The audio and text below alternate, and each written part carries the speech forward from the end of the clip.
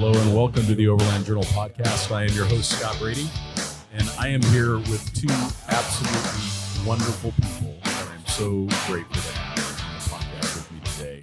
So I'm super excited to have Sonia and Dakota Staples from Staples InTents, Black People Off-Road, and also the new Gathering outdoor event series, which I'm super excited to attend here in the next month. So we got some stuff coming on. So thank you guys so much for being on the podcast. Yes. Tell me how you got from Atlanta, Georgia to Mexico City to now Prescott here today. Well, it was a dark and stormy night. And a special thanks to Moon Fabrications for supporting this week's podcast. Moonshade by Moon Fabrications is the portable vehicle awning you've been waiting for. Moonshade is built to last, simple to set up, and ships with everything you need to mount the Moonshade to most vehicle styles without a drill, right out of the box. With over 60 square feet of shade coverage and multiple setup configurations, Moonshade is the ideal choice for rigs of all sizes. Moonshade only weighs 8 pounds and shrinks down to the size of a yoga mat, so you can pack more of what you need out on the trail. Visit moonfab.com. That's MOONFAB.com to place your order today. For the worst summer sun, treat yourself to the best. Moonshade has you covered. Thanks, Moonshade. So earlier this year, we pulled out of Atlanta. That was May. Okay. Yeah. So we headed down to Cancun because our niece was getting married. Her name is Kashana and Trey. Hey. Yeah, we love them so dearly. They're really big supporters of us. We were going down for the wedding and we had this great idea. Why don't we just drive? That's so cool, though. We recently transitioned to full-time overlanding, and when they announced that they were getting married in Cancun, we were like, oh, I guess we'll drive. Yeah. So that ended up being our maiden voyage for taking this trip, and our maiden voyage being that we had just outfitted our 2016 Toyota Land Cruiser 200 series, which we belovedly called Dot. I love it. It's just named after my grandmother. Oh, because it's cool. so strong and resilient. My grandmother, she'll be 100 in December. That's incredible. Yeah. I hope to be as strong as Dot. Same. But So you guys decided to go down to drive to the wedding. How cool is that? Yeah, so the trip took us from Atlanta all along the Gulf Coast into Cancun. We probably went as far in the Yucatan as Tulum, stayed in Bacalar for a few days, and then we headed up north to Mexico City. I think is when you found out about our Mexico trip. Because from Mexico City, we flew to Denver to OR. Outdoor retailer. Yeah, exactly. Yeah, and once we came back, we made our way to the coast, to Acapulco, and then slowly snaked our way up the western coast. And you guys had to be on a little bit of a quicker timeline to get down to the wedding because you were just coming back from another amazing journey in Africa, which we'll talk about here in a little bit. For those that are listening, that is just setting the stage for the incredible things that these two have done. And it's so inspiring to see their travels. But I would love to hear more about how you guys got from starting your careers. I'd love to hear more about the careers that you guys have had and what brought you to that point of saying, we're not going to do this day-to-day professional work. We're going to transition into being a full-time overlander like you just described, because that's so inspiring and people need to hear about. What does it take to make that transition? I am now a retired engineer out of the Nuclear Regulatory Commission. I served for about 20 years there. Before then, I was in the Air Force for 6 years as a PMEL, Precision Maintenance Equipment Laboratory Specialist. We focused on electronic technician stuff as well as calibrations. Yeah, we both have that history of being in the Air Force together. So that's cool. Yeah, thank you for your service. And we use the same barber. Mick. Y'all have so much in common. We do. Yeah, it's pretty funny. Blue jacket. So you were in the Air Force and then you started a 20-year career in the nuclear regulatory systems. Is that something that you were also involved with, Sonia, or what was your career track? So no, I was almost employed at Nuclear Regulatory Commission, but the Atlanta office decided that both of us being in the same office wasn't a good idea. And they probably knew then way better than we knew that we didn't need to work together, live together and work together. We weren't ready then. Right. I gotcha. After I graduated from A&T, Dakota and I, we both went to North Carolina A&T. We're physics majors. We met in college, my freshman year, his junior year. But after I graduated, moved to Atlanta with Dakota and started working for Lockheed Martin. So I worked in quality engineering for 15 years there. Kind of got tired of that job and transitioned to another position doing quality engineering. 2020, my sister recently passed away and we had taken our cross-country trip for the year to California. We were sitting on a cliff in California. I was super stressed because I was way over my head with work, and we were supposed to be enjoying ourselves, Right. you know, in this beautiful experience.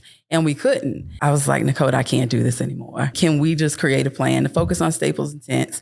Because we had already created it. It was more of a hobby. That day on the side of the cliff, I resigned from my job and really went in and focused full time on growing our passion. You were literally standing at the precipice. Yeah. Literally. And Sonia, how much did you find that loss of your sister impacted you being able to make that decision? You know, I think my sister and my mother, who both passed away, they were always big supporters of me and me being happy, you know? And I think in that moment, I wasn't happy, like, about anything. But yeah, they just really wanted me to be happy. In my mother's last days, as well as my sister's last days, they really focused on my happiness. And because of that, and I wasn't happy, it was a really easy decision for me to make. And having Nakota support made it even better. Maybe it was that lesson of they've passed the torch to you for you to make myself happy. Make those decisions, right? Exactly. Yeah. And I found recently with my own mother's passing is that you start to really be aware of how short life is. We have little insights as we go through life, but then there are times that we get a very clear message that we only have so much time. Shortly after that, after me resigning from my job, Nakota and I, we made the decision that we were going to go full-time overlanding because life is short. Right. You know, and Nakota, he'd also... his family that he can talk about, but his nephew passed away in 2020. His mother had breast cancer. His father, you know, had so many back surgeries to the point where now he's not even walking. There was just so much tragedy that was taking place during that time. And it's like, you know, you only have one opportunity to live. So why not take it? Well, and when I look at you two as well, you guys are hyper competent individuals. So you guys have these rich degrees and professional experience that you've had. If you've got to go back to doing that, you can do that. Right. You guys have all of this experience.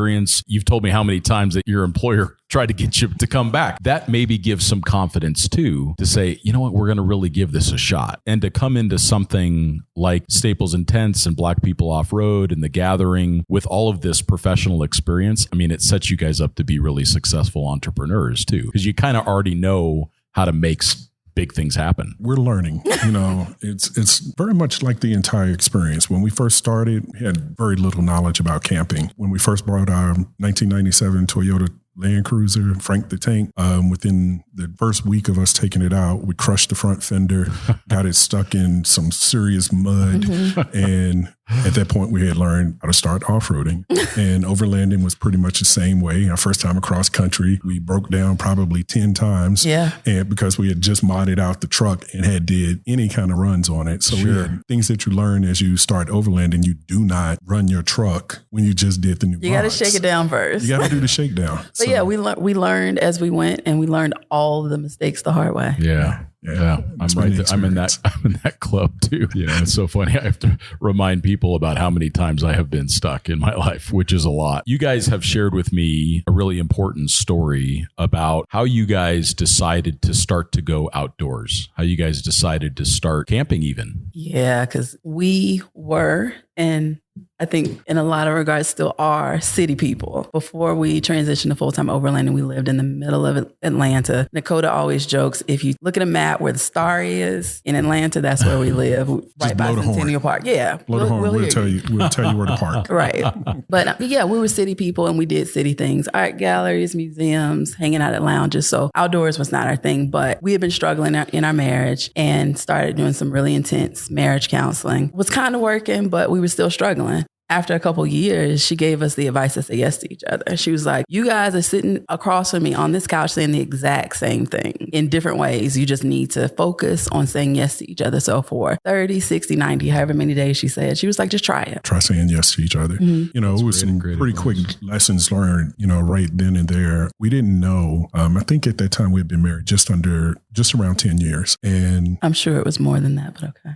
We were 12, might have been around 12 years. Yeah, the 12-year itch, maybe? Oh, yeah, definitely. That's what they call it. Midlife crisis car had all of it. It was like, he did. It was like measles, chicken pox, and poison oak all at the same time. Sure. But in that moment, I hadn't realized just how much I had been saying no to my wife from the day that we met. And it started with just my preferences in life, but they were taken away from things that she had enjoyed. And I wasn't open to receiving what it was that she enjoyed in life. So when this concept of saying yes to each other was presented to us, it seemed sort of like an obvious duh, but it really wasn't. And it took some time really for us to get to that point where we recognized how much we were saying no. Sonia asked for me to go camping with her. Again, city guy, doing the city life. I had my boys. We were hanging out, going to bars, art galleries, me and her, theaters, right, movies, all of the things that you do in the city to say that you enjoy the life. My wife is asking me to go camping. What are you saying here? What are we doing? Reluctantly, I said yes. And it was a dark and stormy night.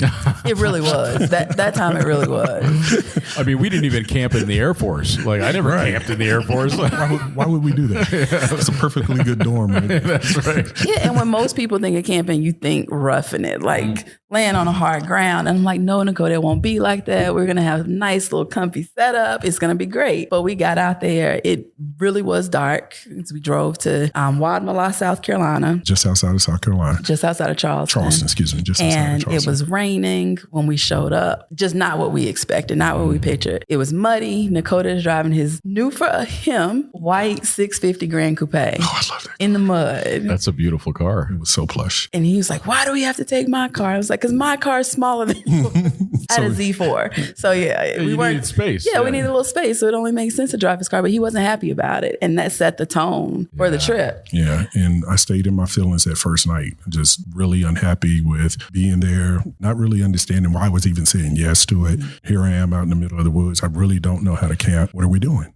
So and why? Yeah, why are we even doing this? So I was really trying to figure out an exit strategy, not just from the camp where we were camping at our friend's house, but from our marriage. You really start feeding yourself with any and every negative thing that you can to justify a position that you hold in your heart. Next morning we get up, I'm still in my feelings about this thing. Sonia pulls me to the side and she says, look, you can't do anything about the fact that it was cold, windy, rainy, muddy when we came out here. Right. You can't do anything about that, but you can choose to be happy. In this moment. You can choose to live in this moment and try to make the best of it. Right. It hit me like Mike Tyson punching you in the jaw. Right. Pow. Yeah. Go around the corner. Great piece of advice. Right. So I had to go around the corner, gather my feelings, and really ask myself what it is that I'm doing with my life that I am choosing not to be happy. Came back with a Snickers bar, brand new guy.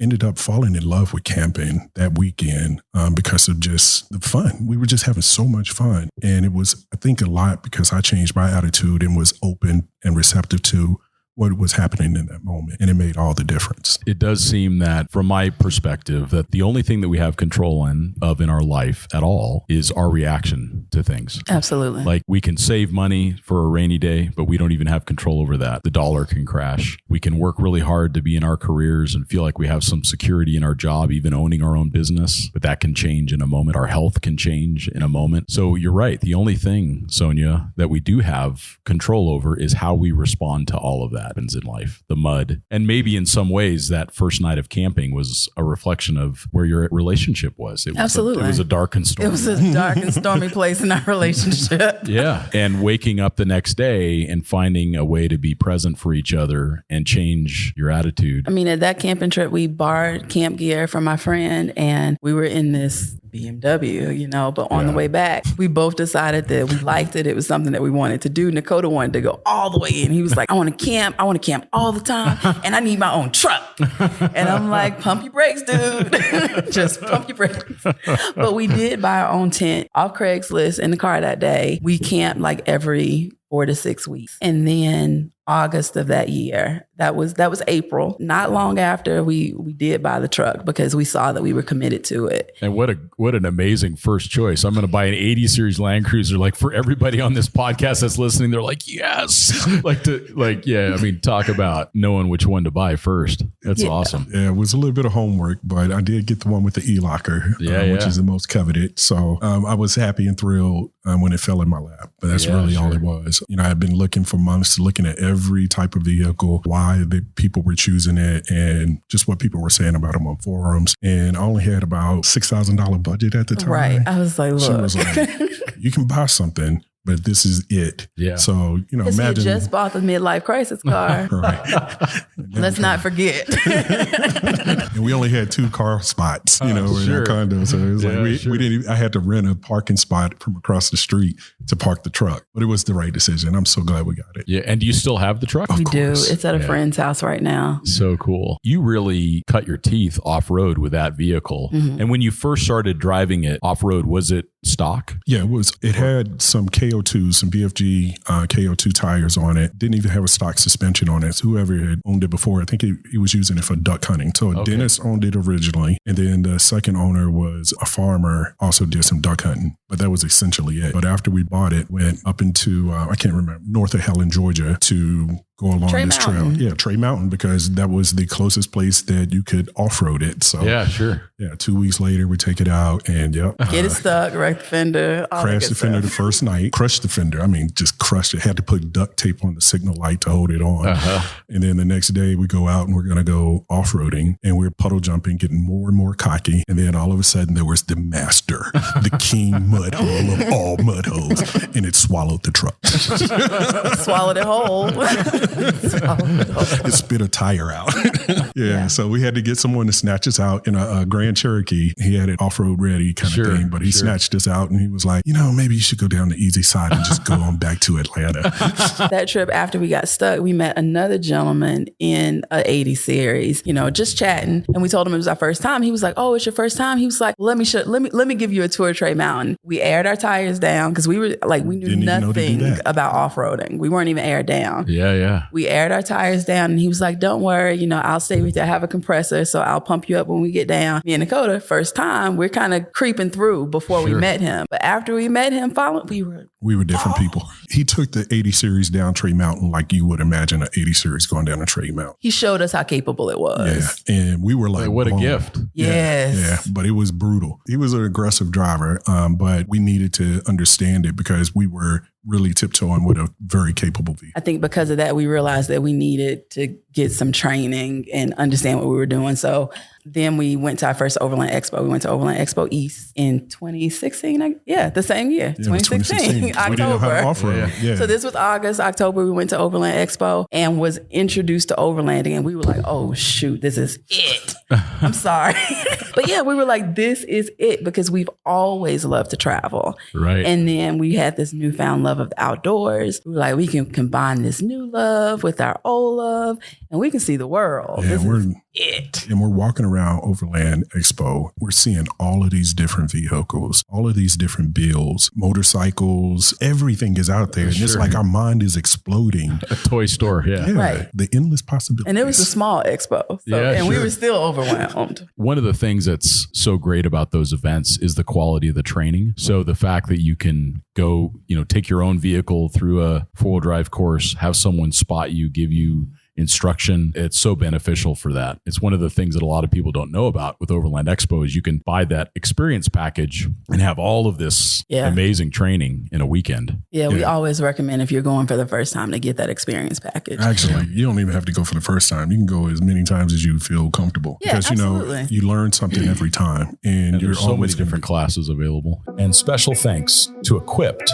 for supporting today's podcast. More than 15 years ago, Equipped Expedition Outfitters became the first American company to import the best-in-breed vehicle expedition equipment from across the globe. Since their humble beginnings, they have risen to become a go-to leader within the adventure travel industry, continuing to deliver a diverse portfolio of reliable, long-lasting products backed by unparalleled customer service. From shelter solutions from Easyon to portable fridges from National Luna to aluminum storage boxes from Alubox, their ever-growing selection of best-in-class gear increases your capability, comfort, and confidence during any adventure. Visit equipped1.com to gear up.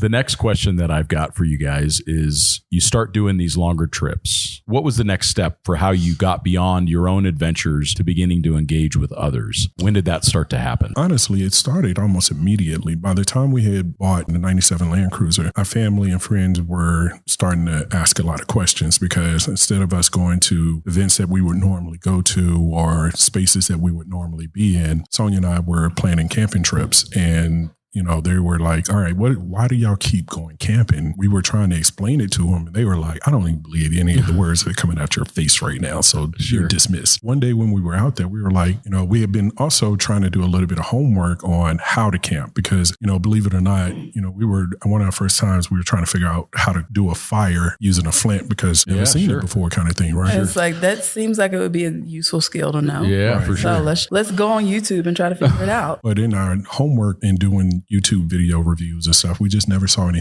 anyone that looked like us. Sure. And we knew that there were a lot of barriers to Black people camping, being outdoors. And we were like, why not just make a few videos? We'll share them with our family and friends and just, let it go from there. But when we shared it with them, they were like, well, do you mind if I share it with people? And it just sort of grew from there. Yeah, sure. So we were in that capacity pretty much from the beginning. Yeah, Staples InTents was created very early. We started camping in April. We put out our first video in like October. That's awesome. Yeah. And it was the one that the truck, when we bought the truck. And when we purchased the truck in August, that was the first video. Yeah. It sort of started there. And it seemed like when the videos were coming out, when we made our way over to Overland Expo, people there recognized some of those early videos. And I mean, which was weird. Like 1,000 followers. And they're like, we know you. And we're looking around like, you know who? And we're looking around for who they know. I know that laugh. That's so great. We were sitting there looking at axes together at a booth. And he was like, wait a second. I know y'all. Y'all Staples InTents. He was like, Rashad's not going to believe this. Yeah. So it was really, really weird. Yeah. Right from the beginning that we were starting to inspire people, even early on with just making the videos that we were producing. They were looking at it and sharing it with their friends and family. And they were like, I didn't even know Black people did this. And whatever it is that you two have done is like super cool. So maybe I can try it. Yeah. That came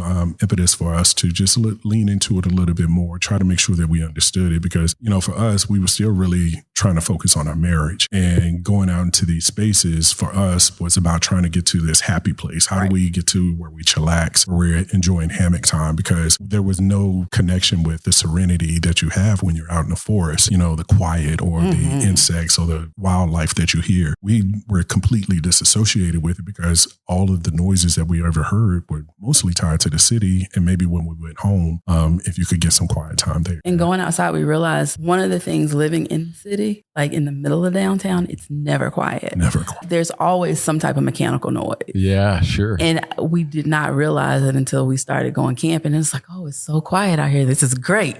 And now any mechanical noise is like, what is that?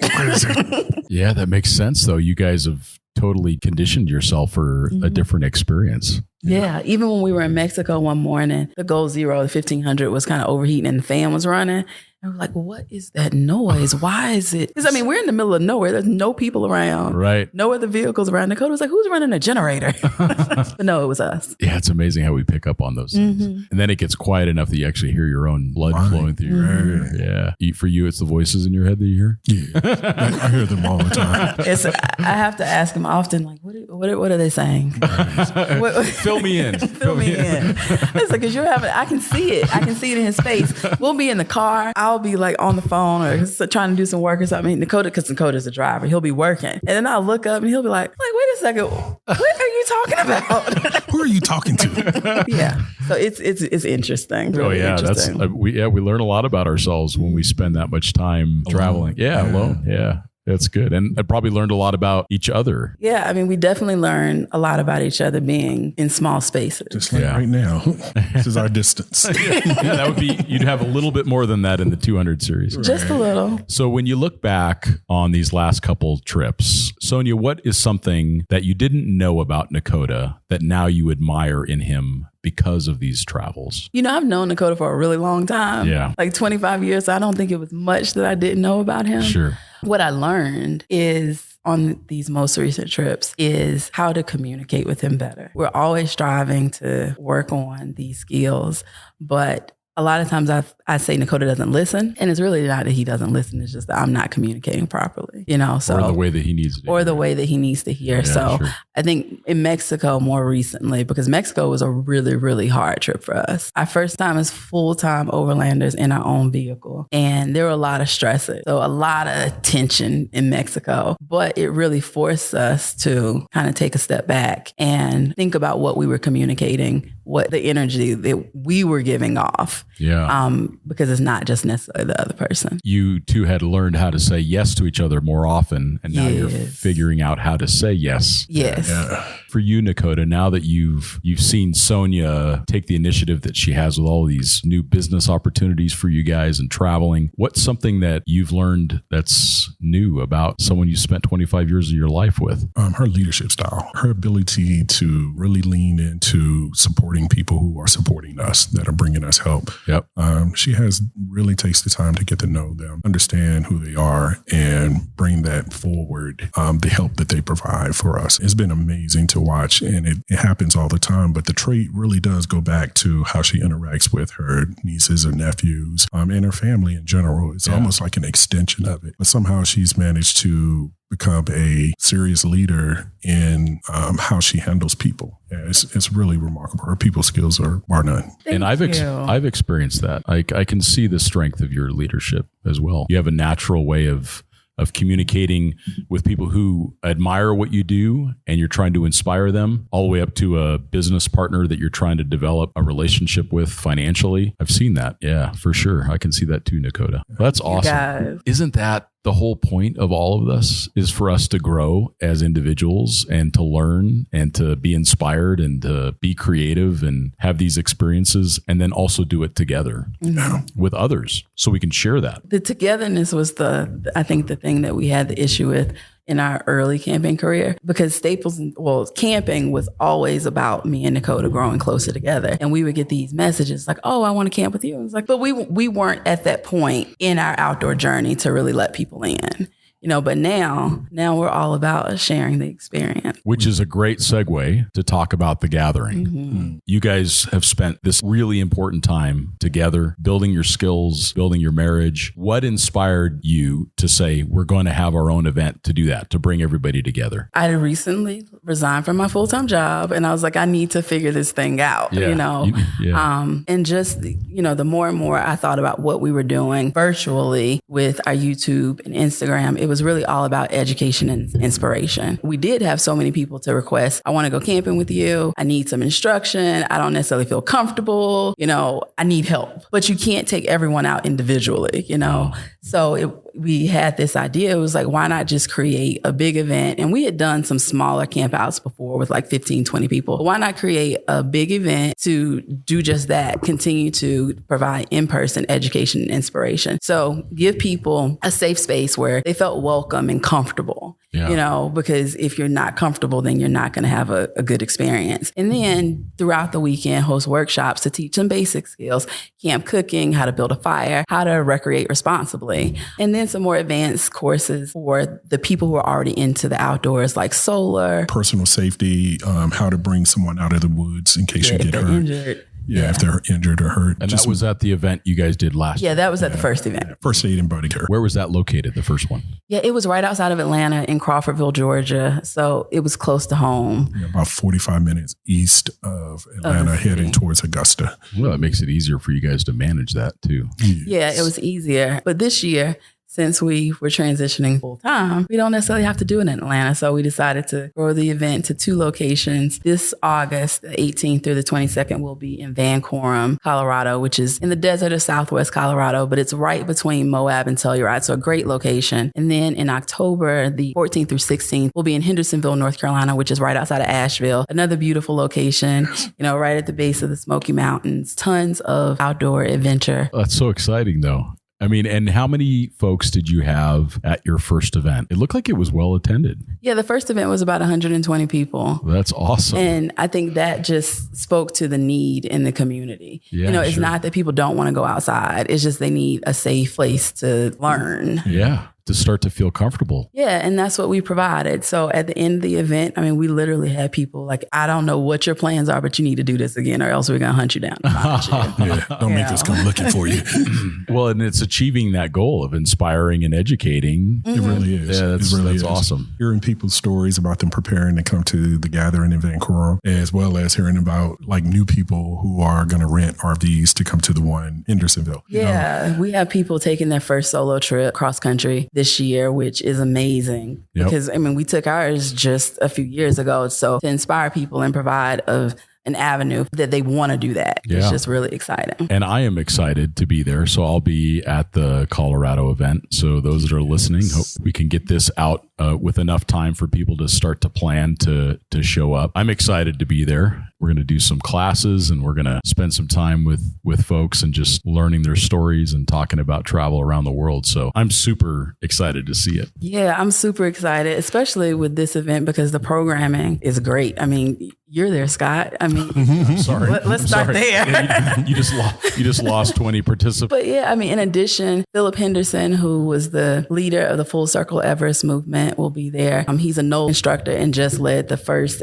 all-Black expedition to summit Everest. I saw that. Yeah, so that's incredible. Amazing. And then we'll have Zelzin. I can't remember how to pronounce her last name, but she is the first female and first Mexican to complete the Triple Crown of through hikes. It's just great programming. Yeah. I can't wait. A lot of inspiration. Yeah. Yeah, that's going to be fantastic. We'll have more information in the show note, in the description on YouTube about how to get signed up for the event as well. And then also your event that you're going to have back east later in the year too. Mm-hmm. So we'll make sure people know what's going on with that. If people want to get involved with what you're doing with Black People Off-Road, how can they support? How can they learn more about what you're doing? Black People Off-Road, that was our brainchild that spawned from an experience that took place maybe about 2018, 2019? October 2019. Yeah, it was right before the election. Yeah, right before the election. Okay.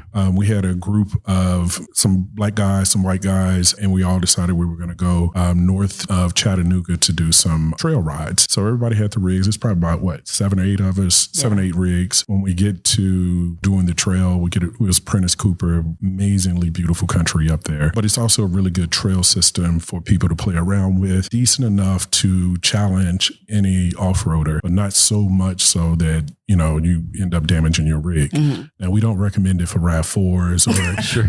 don't get cocky out there. It says 4-wheel drive only for a reason. But we had gone out there that particular day and we got about halfway through the route, stopped, to have a drink and just enjoy the moment of all of us being out here because it's a really cool moment. And the white friends that were with us asked if we had brought any guns. And we were like, no. And they were should like, we have? Right. And we were like, should we have? They were like, well, we brought a trunk full kind of thing. And we were like, well, what's the reason for this? And they shared that in some of the off-road clubs that they had been privy to that made them feel uncomfortable about our safety. And at that point, we felt like, all right, if our white friends feel that we are not safe when we're out in these outdoor recreating spaces, then there's a different conversation that needs to take place. And we have a role in that because we're probably the forefront of Black people that are off-roading. So when we got back, we had some really long conversations about it and was like, what can we do? What can we say? And Sonia got the sketchbook out, I believe, and started playing around with some graphics. And she created this really cool. I love the t-shirt. It's awesome. Yeah, she created this really cool logo. Yeah. Black People Off-Road was born. And since its inception, I think I'm aware of about 4 different clubs that have formed, mostly Jeepers, but there's an ATL trail team, which they're also going to be at the Van Corum event, and I'm sure they'll be at the Asheville event as well, but they're going to be teaching a course there. But they formed a group. Yeah, they're about 75 deep, I believe, maybe a little bit more. There were at least 2 or 3 other clubs that formed just going out into these spaces. They're awesome to camp with. They already practice the leave no trace kind of behavior. So just really good that we started to change the narrative with what was taking place outdoors. And for us, it was like, can we create positive images of people outdoors recreating, because we need to see each other to know that we can also go out and feel comfortable in these same spaces. Yeah, so Black People Off-Road was really created as a community to provide some visibility for other Black and brown people who enjoy getting out. And it really is meant to be a beacon of light and positive energy. Yeah. Thank you for rocking your Black People Off-Road shirt, because it's not just for Black people. It's a symbol of safety and security and that you're welcome. So anyone that wants to support the movement, feel free to go to staplesandtents.com, purchase their Black People Off-Road shirt, their patches and decals and all that stuff. So, and what I've enjoyed is just the conversations that come up with it. Yes. Sometimes they'll ask if that's part of my ancestry, or sometimes they'll ask, how do they get involved, or is there a local club? Yeah. So really interesting conversations come up from wearing the t-shirt, which has been awesome. So I can just direct them to the Instagram and they can find out more information. It's so important that our industry reflects the same diversity as our country does. Sure. Absolutely. And it should. It's a healthy places when that's in balance. So it's really exciting to see what you guys are doing. I think it's so important. Yeah, and it's a thrill to be a part of it. It's a bigger conversation than us. And just to, have a small role in it and inspire other people to get out and camp and connect, because when you're out here in these spaces and you're off-roading, you're bound to come across other off-roaders, and maybe you'll have a similar rig and you want to have a discussion about it. And there's a point of connection. We think that those kind of connections are going to be the things that build the America that we all want to experience. Absolutely. And we're all outside doing really cool stuff together and can drink a beer together and then, go home and say, hey, I had a great time. I think we all benefit from nature in the same way. Yeah. Like it's been only a few hundred years that we have really put ourselves in cities. It's not been a very short period of time that people have been kind of in cities and not out in nature and not experiencing nature. And I think we need it to be healthy. We do. And what's interesting is that in our travels, people that we see that are the most happy, they're the people that live the most remote, that don't have access to, the TVs and the radios and social media, the internet and social media and all that stuff, because it can be draining. Yeah. If you can't, ground yourself and channel that energy, all that stuff is draining. You want to see the happiest kids in the world, they will be in a place where they don't have access to that stuff. Right. Yeah. They'll be out playing with each other, all different ages, whatever they got to play with, but they're laughing and running around like they're having a good time. Exactly. Dark 30 to dark 30. Yeah, that's how long we play. That's right. But legit, that was probably the coolest thing to me about the gathering last year, is that every single morning, the kids, they legit woke up, crack of dawn, and there was an area that we left open and they played soccer there all day. I walked to my tent, headed to bed, and kids were still out playing. And that just truly brought me joy that we created the space that, one, parents feel comfortable leaving,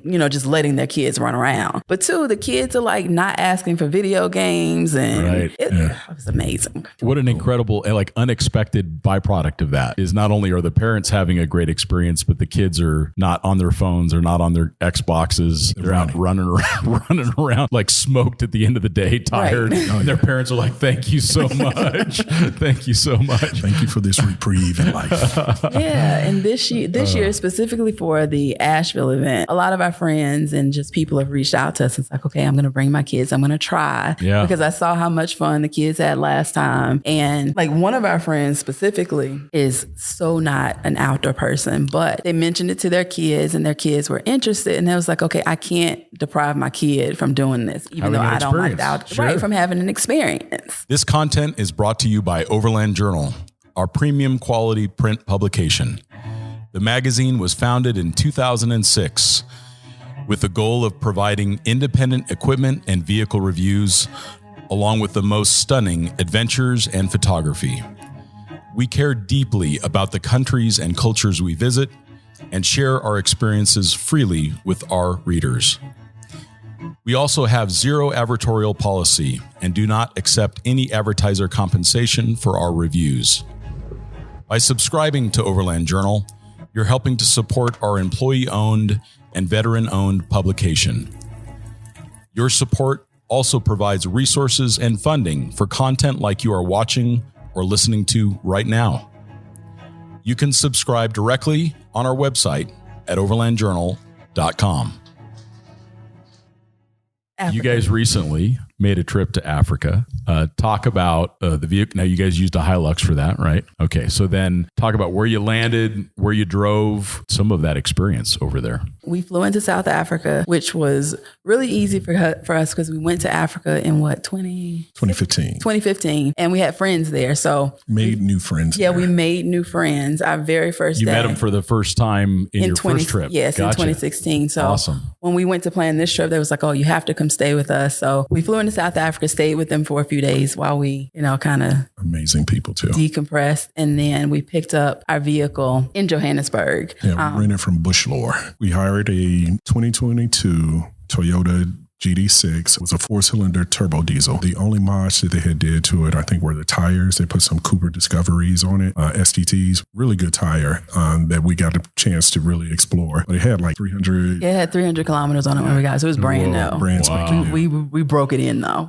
Very well. Africa will do that. Yeah. Those roads are rough. Oh man, the roads are brutal in Africa. They are not technically brutal, but they're just the corrugations and everything else brutal. Yeah, they wear on a truck after a period of time. Yeah. Okay, so you leave Joburg. Once we picked the truck up in Joburg, we drove to Namibia. So we made like one stop before we crossed the border and entered south, kind of near Fish River Canyon. We entered kind of that way. Yeah, so then we just snaked through the desert and so beautiful, isn't it? Yeah, up the coast, through the Caprivi. What did you think of the Caprivi Strip? I haven't been there yet. Oh, the Caprivi is a completely different experience. You know, Namibia is mostly a lot of different deserts for the most part. But once you get towards the northern part and you start to make your way west in Namibia, you're going to travel across the Caprivi, which was essentially where the Germans were conquering right before World War I. Sure. Pulled out so that they could go back to fight in World War I. And so there's about 100-mile wide kind of strip across the top of Namibia that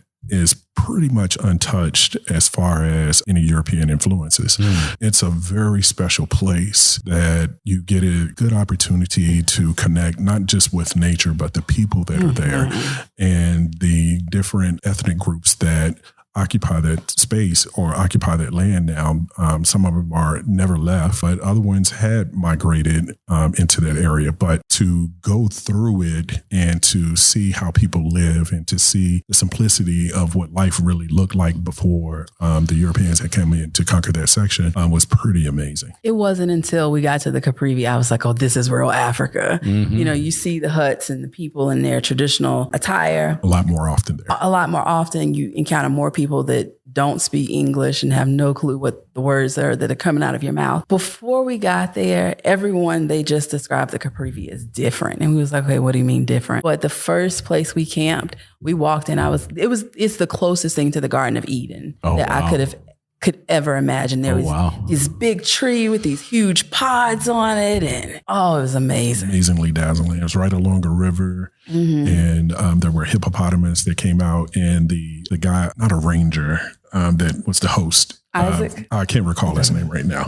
But he came by to help us check into the campsite. And like we said, we were right alongside of the river. Calicious says to us, you should expect the hippo. It is not uncommon for them to come through the camp at night. If they do, remember, you are a guest in their home. Don't pick a fight.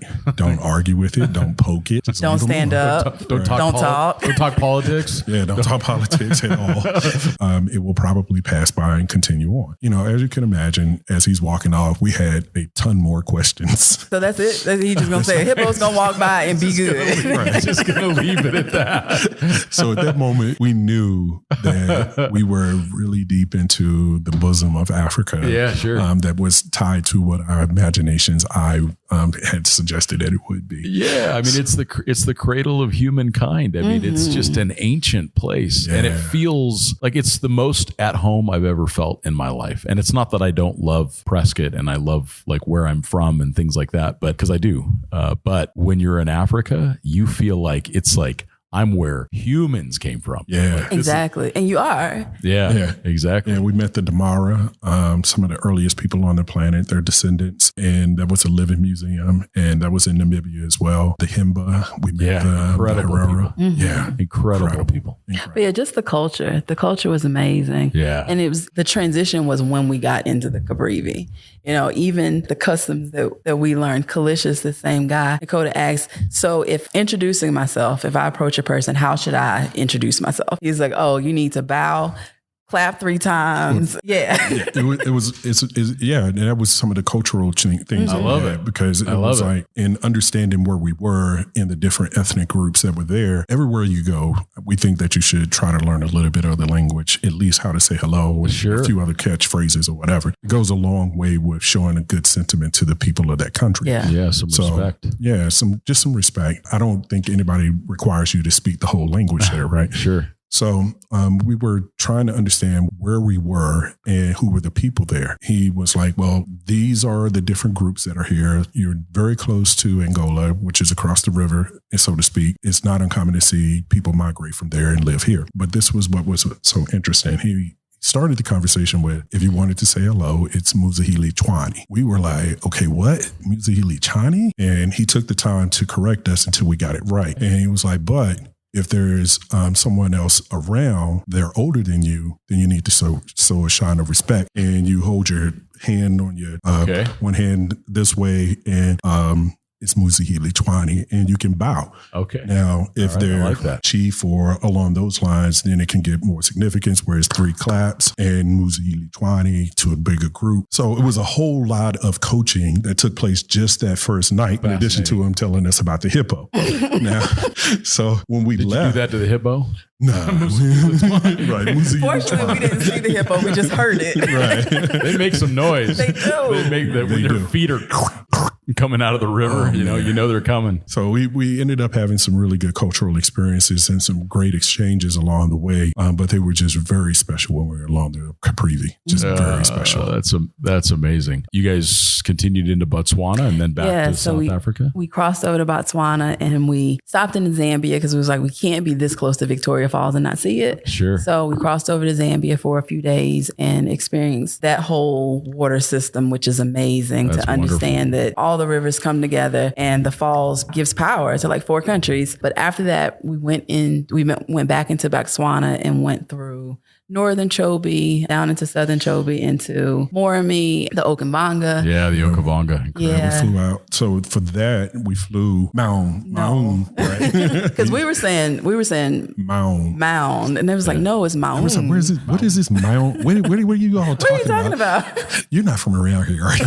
That is an outpost, isn't it? Well, yeah, Mound is nice. Yeah, it's a middle really of nice, nowhere. In the middle of nowhere, but I mean, it's cool. It's become a decent sized city. No doubt. And what we realized through our travels, if you ever go into Botswana, make sure you have enough money. If you don't, you're going to have to go see Miss K in Maun so that you can pay all your park fees. Yeah, so, I got you. So from Maun, we flew deeper into the Okambanga, and we stayed at this campsite. I think it was called Satari. I mean, it was a very remote location. River boat had to come out to get us. We spent about 3 or 4 days up in there and really had a strong connection with the heart of the Okambanga, and took a helicopter ride. So we got to see a lot of the wildlife. Oh man, it was amazing. Amazing space to be in, amazing place to experience. And that was when I felt like I was touching the hand of God. Yeah. You can look out and see it, and the water, the wildlife that is there. It's just an amazing place. Yeah, it's truly special spot on the planet. Yeah. Talking about that kind of thing, what you guys have done is truly special. And I just think it's such an honor for us to have you on the podcast. And it's an honor to be here. And to talk about these really important organizations that you guys have started and these really important events that you guys are growing in the country. Can you help people know how to find out more about you guys as individuals and your different organizations? How do people find out more information about what you're doing? We're Staples and Tents. Our last name is Staples, and we sleep in tents. And INTENTS. Yes. So pretty much any social media platform. Our website is staplesandtents.com. We have YouTube, Instagram, TikTok, Facebook, and then you can also go to Black People Off-Road on Instagram and join that community and be an active part. Make sure you tag Black People Off-Road, because Nakota is always looking for different people of color and allies to feature. Yeah, sure. Yeah, just to make sure that we put the community out there and give some visibility. And then for anyone who wants to support, we also have Patreon, which we give our Patreons behind the scenes content and all the inside information. Yeah, sure. They get a whole lot of other stuff. And then to find out more on the gathering events, what's the Instagram and the website on that? All the gathering information is embedded in the Staples and Tents website. In the menu, there's a drop down for the gathering with information for the Colorado event as well as the Asheville event. event, and you can see a recap of last year's events, which were just amazing. And the Instagram for the gathering is The Gathering by SI. One of the things that we love to ask on the podcast is if someone is new coming into overland travel and they want to do like you guys have done and make that change in their life, stand at the edge of the cliff and choose to jump off, what advice would you give them? What would you tell them if you were standing there with them and they want to make that decision to go full time? Yeah. Just do it. Just do it. Do it.